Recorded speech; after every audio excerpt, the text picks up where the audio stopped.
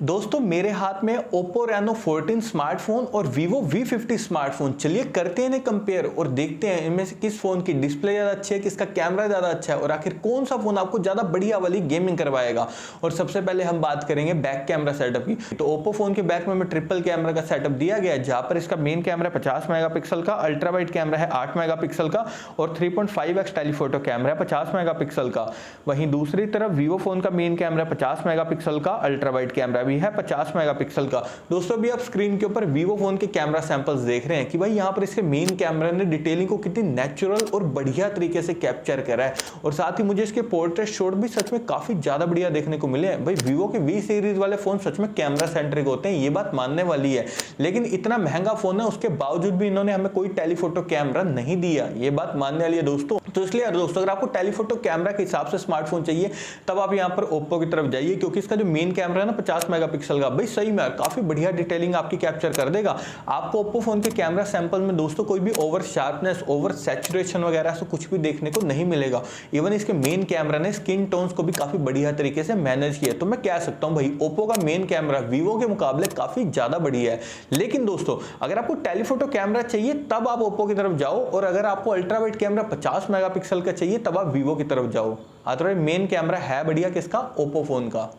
और दोस्तों video stabilization के लिए दोनों smartphones OIS plus EIS technology को भी सपोर्ट करते हैं। और अगर मैं बात करूं फ्रंट कैमरा की, तो दोनों फोन्स के फ्रंट में 50 मेगापिक्सल का सेल्फी कैमरा दिया गया है। तो देखिए दोस्तों दोनों फोन्स के जो फ्रंट कैमरा ना काफी अच्छी डिटेलिंग के साथ में आपकी सेल्फी फोटोज क्लिक कर देंगे, उसमें आपको कोई भी दिक्कत नहीं आएगी। भाई दोनों फोन्स के फ्रंट कैमरा वेल ऑप्टिमाइज्ड है, नेचुरल डिटेलिंग में आपकी सेल्फी फोटोज क्लिक करेंगे। लेकिन यहाँ पर भी अगर आपको थोड़ी सी और इंप्रूवमेंट चाहिए तब भी आपको Oppo की तरफ ही जाना है। और दोस्तों मैक्सिमम वीडियो रिकॉर्डिंग आप Oppo फोन के फ्रंट और बैक कैमरा से 4K तक 60 FPS पर कर सकते हैं, काफी अच्छी बात है। लेकिन Vivo के फ्रंट और बैक कैमरा से आप मैक्सिमम 4K तक वीडियो रिकॉर्डिंग सिर्फ 30 FPS पर ही कर सकते हैं। कर दिया इन्होंने 20,000 पहले फोन जैसा काम। 60 FPS दे सकते थे Vivo वाले, नहीं दिया, कॉस्ट कटिंग करनी थी, कर दी, पैसा बर्बाद। और अब हम बात करेंगे डिस्प्ले की। तो भाई Oppo फोन के अंदर हमें 6.59 इंचेस की 1.5 के रेजोल्यूशन वाली फ्लैट एमोलेड डिस्प्ले दी गई है, जो कि 120 हर्ट्ज के रिफ्रेश रेट को सपोर्ट करती है। यानी कि दोस्तों डिस्प्ले भाई कंटेंट वॉचिंग के हिसाब से Oppo फोन की एकदम बढ़िया वाली है, क्योंकि छोटे साइज के डिस्प्ले वाला फोन है ये अच्छी बात है। और साथ ही दोस्तों 1.5 के रेजोल्यूशन वाली हमें एमोलेड डिस्प्ले मिल रही है, तो बढ़िया कंटेंट वॉचिंग आप कर पाएंगे, कोई भी दिक्कत नहीं आएगी। लेकिन वहीं दूसरी तरफ Vivo फोन के अंदर हमें 6.77 इंचेस की full HD plus quad curved AMOLED display दी गई है, जो कि 120 हर्ट्ज के रिफ्रेश रेट को सपोर्ट करती है। इन्होंने क्वाड कर्व्ड एमोलेड डिस्प्ले तो दे दी भाई, लेकिन फुल HD प्लस रेजोल्यूशन दिया यार, सिर्फ 1.5 के ये इजीली दे सकते। तो दोस्तों 35,000 रुपए का फोन है, फिर भी नहीं दिया, कॉस्ट कटिंग इन्होंने करी है, तो आप ध्यान रखिएगा। तो बढ़िया कंटेंट वॉचिंग करनी है, डेफिनेटली Oppo की तरफ ही जरूर से जाइए। और IP रेटिंग की अगर मैं बात करूं तो दोनों फोन यहाँ पर IP69 रेटिंग के साथ में आते हैं, यानी कि भाई दोनों फोन में आपको वाटर और डस्ट से कंप्लीट प्रोटेक्शन मिलेगी, कोई भी दिक्कत नहीं आएगी। लेकिन ध्यान रखना दोस्तों, कंपनियां बेशक कह दें आपको कि अंडर वाटर में ले जाओ, फोन के ऊपर कुछ भी गिर दो, फोन को कुछ नहीं होगा, मत करना। गलती से भी अगर आपका फोन खराब हो गया ना, इन्हीं कंपनियों ने सबसे पहले हाथ खड़े करने कि आपका फोन आउट ऑफ वारंटी हो चुका है, अब इसका कुछ नहीं हो सकता। तो ध्यान रखना दोस्तों।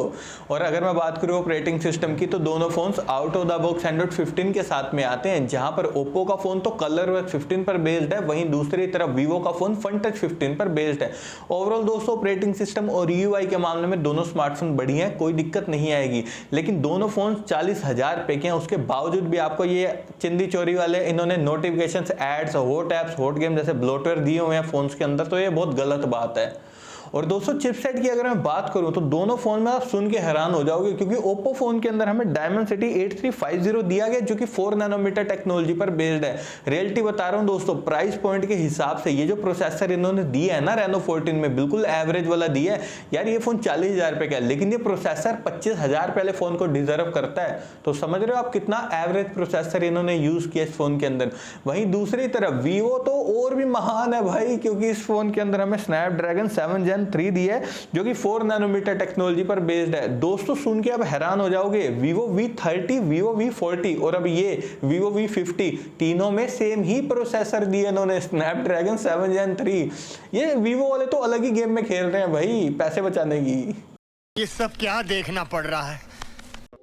तो देखिए दोस्तों, प्राइस पॉइंट के हिसाब से यहाँ पर दोनों स्मार्टफोन्स में हमें एवरेज प्रोसेसर दिया गया है, ये बात तो भाई मानने वाली है। तो अगर आपको गेमिंग सेंट्रिक फोन चाहिए, वीडियो के लास्ट में मैं आपको सजेस्ट करूंगा। और दोस्तों एंट्री स्कोर यहाँ पर ओप्पो फोन का आता है सिर्फ 13 लाख के करीब, वहीं दूसरी तरफ वीवो फोन का आता है सिर्फ 8 लाख के करीब। तो किस लेवल की इन्होंने एंट्री स्कोर में कॉस्ट कटिंग करी है, अब आप ये बात समझ ही पा रहे हो यार। 35-40 हजार के बजट में भाई साहब में 18-18 लाख एंट्री स्कोर वाले फोन मिलते हैं, ये फोन तो एवरेज है। और देखिए दोस्तों, इस प्राइस पॉइंट के जो बढ़िया फोन है ना, मैंने उन सभी को टैग कर दिया व्यू प्रोडक्ट्स के थ्रू, जाकर आप उन्हें डायरेक्टली फ्लिपकार्ट से परचेस कर सकते हैं। और बैटरी डिपार्टमेंट की अगर मैं बात करूं दोस्तों, दोनों फोन यहाँ पर 6000 mAh बैटरी के साथ में आते हैं। भाई दोनों फोन के साथ में आपको एक दिन से ज्यादा का बैटरी बैकअप काफी इजीली मिल जाएगा, कोई दिक्कत नहीं आएगी। और फास्ट चार्जिंग की बात करूं तो ओप्पो फोन 80 वोट की फास्ट चार्जिंग को सपोर्ट करता है, वहीं दूसरी तरफ वीवो फोन 90 वोट की फास्ट चार्जिंग को सपोर्ट करता है। और दोस्तों नेटवर्क कनेक्टिविटी के लिए दोनों फोन ट्रूली 5G कनेक्टिविटी के साथ में आते हैं। 3.5 mm जैक हमें दोनों फोन में किसी में भी नहीं दिया गया, लेकिन dual stereo speakers, under display fingerprint sensor और फेस अनलॉक हमें दोनों ही फोन्स के अंदर दिए गए हैं। और अब लास्ट में हम बात करते हैं प्राइसिंग की। तो देखिए दोस्तों, ओप्पो फोन के 8+256GB वेरिएंट की प्राइसिंग है 40,000 रुपए, वहीं दूसरी तरफ वीवो फोन के 8+256GB वेरिएंट की प्राइसिंग है 37,000 रुपए। और अगर मैं यहाँ पर अपना पॉइंट ऑफ व्यू दूं ना भी इन दोनों स्मार्टफोन के लिए, तो देखिए दोस्तों, दोनों फोन प्राइस पॉइंट के अकॉर्डिंग ठीक है, लेकिन गेमिंग सेंट्रिक नहीं है, इस बात का आपको ध्यान रखना। और आपको जो पसंद है वो फोन परचेस कर लो, लेकिन गेमिंग सेंट्रिक फोन चाहिए तब आप OnePlus 13R को ले लो, अदरवाइज आप Vivo T3 Ultra को ले सकते हो, कम प्राइस पॉइंट पे वो फोन एकदम बढ़िया है।